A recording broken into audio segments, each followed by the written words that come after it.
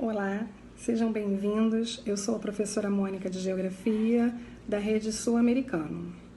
Esse vídeo vai ser direcionado ao 8º ano. Iremos comentar um pouquinho de um tópico do capítulo 2, cujo tema é Território e Nações do Mundo. E o tópico abordado vai ser Povos e Culturas. Esse tópico encontra-se na página 53. Sugiro que vocês sentem confortavelmente, peguem o livro, caderno, abram o livro na página que eu mencionei, na 53, para que vocês acompanhem o assunto abordado, ok? Bem, povos e culturas.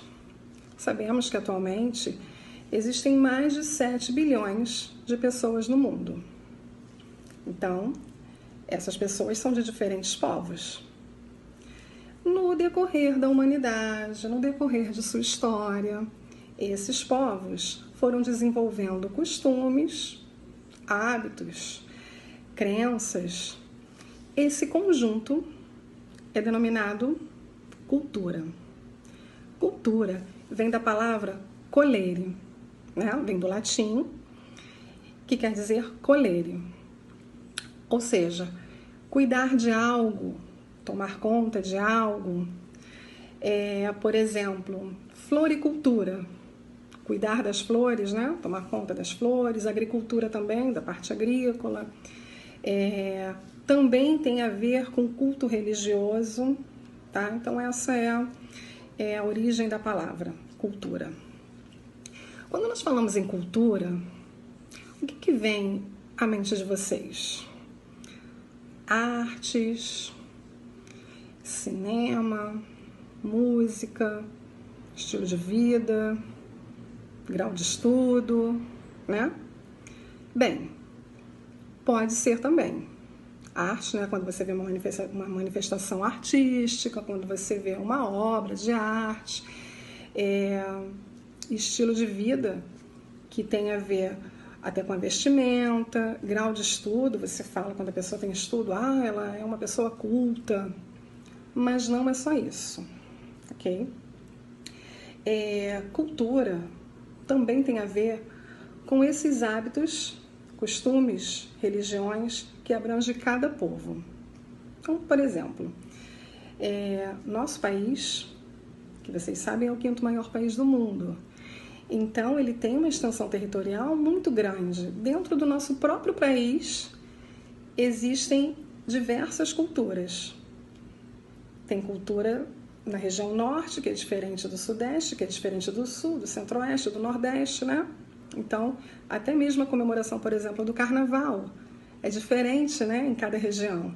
Então, a gente está falando aqui do micro, do Brasil. Imagine isso mundialmente falando, né? Que os países têm culturas totalmente diferentes. Por exemplo, vestimenta, que a gente vê em alguns países do Oriente Médio, por exemplo, né? Só um exemplo, que a gente estranha, a gente acha super diferente, né? E aí, muitas vezes, essa cultura que a gente tem e que a gente acredita ser nossa, ser muitas vezes a mais correta, né? Isso é chamado de etnocentrismo. O etnocentrismo é quando exatamente a gente acha que a cultura do outro é errada, ou a gente estranha a cultura do outro, né? A gente pode não achar que é errado, mas a gente pode achar estranho perante a nossa cultura, porque a gente vai acabar achando que a nossa é um modelo, porque é o que a gente segue. Mas claro que não, né? Cada um tem a sua cultura, que por sinal deve ser respeitada, mas que é muito diferente. Isso é muito interessante. Por exemplo, hábitos religiosos, né? Até mesmo no invisível, na crença religiosa, o que cada um crê é diferente. Existem diferenças, né? Vestimenta, costumes, tradições, festas tradicionais, se isso existe, como eu havia mencionado, dentro do nosso próprio país, imagine num todo. Se vocês observarem, na página 33 mesmo, tem um mapa das principais religiões praticadas no mundo. Então, a crença nessas religiões, aqui mostra, eu estou com o livro aberto aqui, aqui mostra o budismo, cristianismo, entre outras religiões, né? Vocês estão acompanhando, vocês estão vendo o planisfério, mostrando aqui cada religião mundialmente falando. Então, vocês podem observar que até a interferência dessa religião consiste numa manifestação cultural. E até, como está tudo interligado, até a vestimenta tem a ver com a religião em determinados locais, né? Porque tem religião que exige que vista determinada vestimenta, outras não, com relação à crença, hábitos de higiene, hábitos culinários. Então, por exemplo, a minha mãe tem uma receita de família e aí ela passa para mim, que eu passo para minha filha, que minha filha passa para o outro. Isso também é uma questão cultural, né? É uma questão cultural, esse hábito alimentar. Nós podemos observar que tem países que sentam no chão para comer, né? Que tem uma mesa baixinha que senta no chão. É um hábito, é um costume. Então, essa questão da cultura é muito interessante, a gente perceber a diferença cultural que há no mundo. Na página 54, vocês podem continuar com esse mesmo raciocínio. Na página 54, fala da nação e da identidade cultural. Tá? Por quê? Quando as pessoas compartilham essas crenças e esses hábitos, tá? E aí, separadamente de cada lugar, eu compartilho minhas crenças e meus hábitos da região que eu vivo. Muitas pessoas ali compartilham do mesmo pensamento, das mesmas crenças e hábitos. Isso possui uma identidade cultural, ok?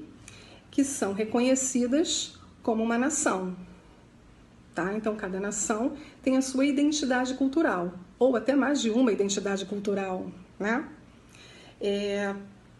No Brasil, por exemplo, que é um caldeirão cultural, nós somos conhecidos até como povos inclassificáveis, né? Por conta